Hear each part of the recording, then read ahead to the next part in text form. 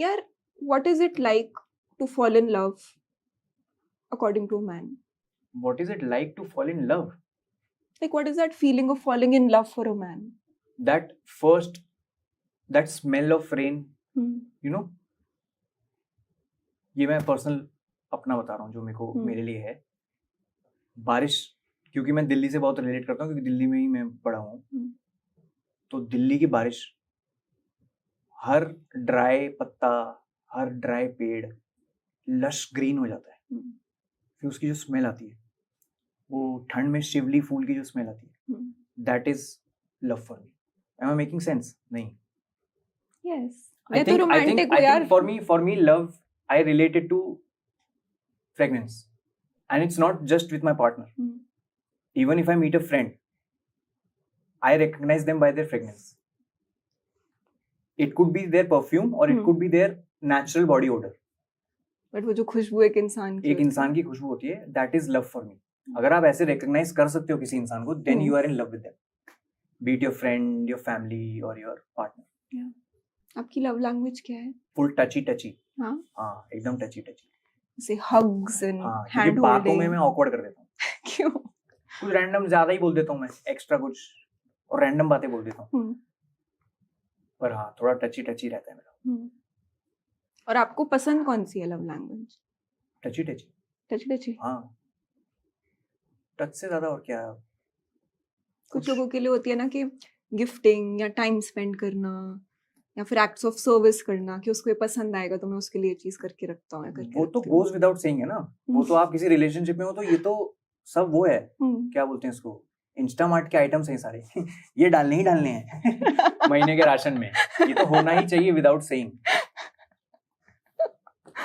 But what is constant? That touch. वो touch constant चाहिए अपन को, वरना वो डिस्टेंट फीलिंग नहीं आनी चाहिए। तो जब ऐसे लड़ाई बड़ाई होती है आपके पार्टनर के साथ, तो क्या लगता है what is the best way to say sorry? Don't say sorry there and then. नहीं, बिकॉज़ इट फील्स लाइक रफा दफा कर रहा है। He just wants to move on from this fight. Best time is when you give them space. तो एक लड़ाई के बाद you need space, both. Yes, both the people, they need space. And after that there is this golden melting period. You have to figure that out, to each its own. एक relationship में पता होता है आपको कि ये इनका melting period है, जब दोनों थोड़े ठंडे हो रहे हैं, कि हाँ अभी ठंडे हो रहे हैं, वहां पे जाके जेन्युइन दिल से सॉरी बोल। वो है, काफी लेट रियलाइज किया मैंने लाइफ में, बट गाइस फुल प्रूफ है मेरे साथ है, लेकिन तुम्हारे साथ पता नहीं, तुम्हें फिगर आउट करना पड़ेगा क्या करना है। आपने एक इंटरव्यू में पता है बोला भी था कि रिलेशनशिप में ईगो की कोई जगह नहीं होती। मानते हो आप इसमें? हाँ, बट इजी होती है ईगो गिव अप करना। अब मुझे लगता है कि एक और चीज ऐड हो गई उसमें। आप रोज बड़े होते हो ना, रोज आप सीखते हो कुछ ना कुछ। ईगो और सेल्फ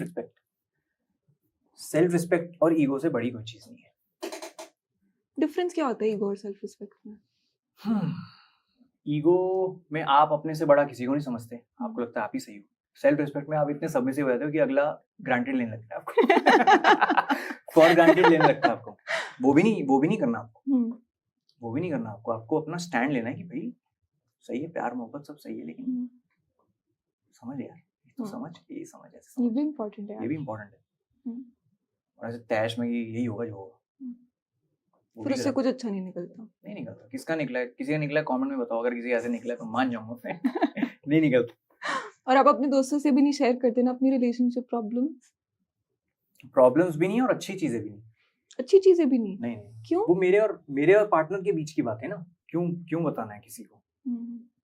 एक हाथ से थोड़ी बज रही ताली। It's a two way street always. What if they don't want to share that particular detail? मैं ग्रुप में बैठ के बस बोल रहा हूँ ये हो गया जी, ये हो गया, यहाँ चले गए। तो हमेशा से था या आपको कुछ टाइम बाद रियलाइज हुआ? कुछ टाइम बाद। ये सब ऐसा बना हूं मैं। एक रिलेशनशिप में ग्रो होने का यही फायदा है कि ऐसे बन जाते हो आप। कोई ऐसे थोड़ी बैठा होता है। ये नरिशिंग है। ये रिलेशनशिप की नरिशिंग अलग होती है। उसमें आप पार्टनर को, be it your boyfriend, girlfriend, husband, wife, you start respecting them and it's a process. Straight up किसी को रिस्पेक्ट